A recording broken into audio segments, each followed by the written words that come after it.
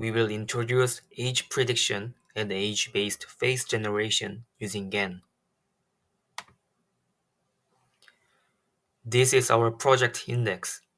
We will introduce our motivation first. After that, we will introduce model that we used in project. At last, we will introduce our project limitations.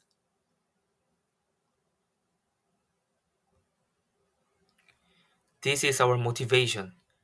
We wanted to extend the face and age recognition process to recognize the age of the faces our model generates. While learning GANs, we wondered if our handmade machine learning model could generate human faces based with age. We pre-processed face dataset to use on the face recognition model.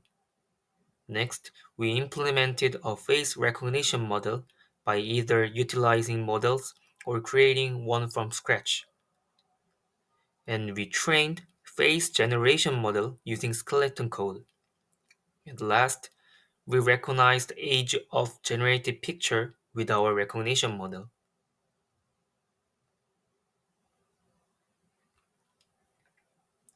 We created a preprocessor that crops the photos and creates a tensor file to extract faces from a scattered dataset. Using hard cascaded face recognition model, recognizer could work both person and people. These are the steps of how data preprocessor works. First, it imports face files to Colab. Second, it recognizes faces on each images. Third, with face recognize functions, it crops faces on each images. And last, it saves cropped face images with PIL form and convert to tensor form. Now we will explain models that used in face recognition tags. First, we made model using a relatively simple custom CNN architecture. Over the course of 10 epochs, we observed that both the training and validation loss steadily decreased, indicating stable learning. However, the model has some limitations. Due to the simplicity of the model architecture, it struggled to capture or represent highly complex facial features. Second, we used AlexNet. It is relatively easy CNN model to accommodate large image datasets. Key features is that it used data augmentation to reduce overfitting, dropout to prevent extra calculation.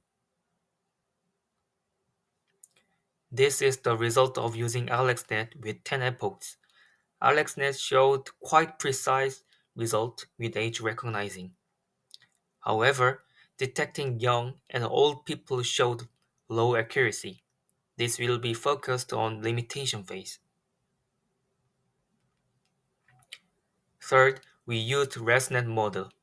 50 means number of layers. This is the model that used residual block to preserve model performance even if model gets deeper. Also, it used full pre-activation structure to speed up early learning and improve performance.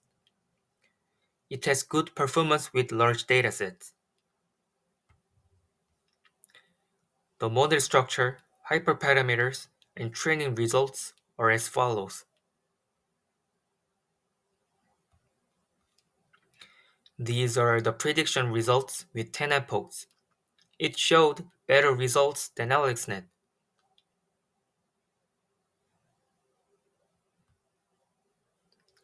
Fourth, we used exception. This is a type of CNN created by modifying inception model. Unlike other CNN, exception separated two texts that model do. It separated between getting information and computing channels. This is called depthwise convolution. With depthwise, exception model become much faster. Exception is divided into entry, middle, and exit flow. Exception has the advantage of high performance for a small amount of computation, but it has really slow learning speed. For example, we had to wait almost 3 hours for executing only 10 epochs of datasets. Here are the results of training exception for 10 epochs.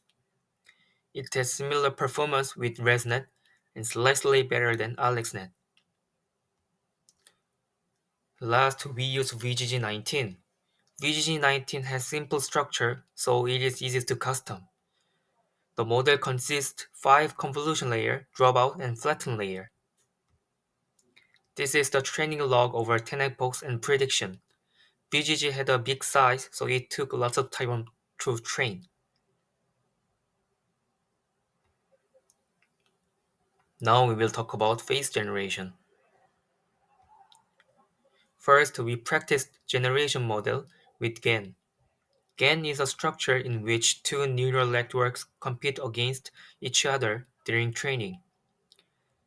These are fake images with 20 epochs we created.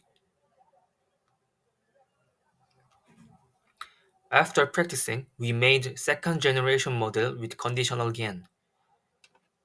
The generator takes a 100-dimensional noise vector and a single age value. It concatenates them and processes fully connected and 4 transposed convolution layers to generate 60 by 64 face images. The discriminator processed the image through 4 convolution layers through extracting. Age conditioning happens at the final stage. The age value is converted to a 4 by 4 by 12 spatial map and concatenated with image features. This approach allows the discriminator to make age-aware real-fake decisions, but age information only influences the final classification step. However, our first model's results ages were not correct, so we tried to improve our model. In the generator, we made significant structure changes. Before, we had the basic layers with simple age input. In the improved model, we implemented advanced layers with age control at every step. Now every layer can adjust the features specifically based on age. This allows each layer to handle different age-related features. Early layers adjust the face shape, and mid-layer control skin texture, and later layers fine-tune details like wrinkles.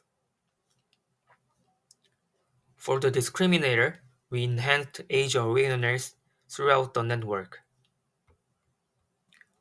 In the original model, age information was only added at the final stage. In our new model, age information now guides every layer, plus we added an extra age classifier. The key change is age modulation throughout the entire network, combined with auxiliary age prediction. This provides better age-aware discrimination and gives stronger, more informative feedback to the generator. We also upgraded our loss function from simple binary cross-entropy loss to MSE loss for a more stable training. This is the two models' results. As you can see, the improved model shows better age predicting based on generated pictures, especially in toddlers and elders.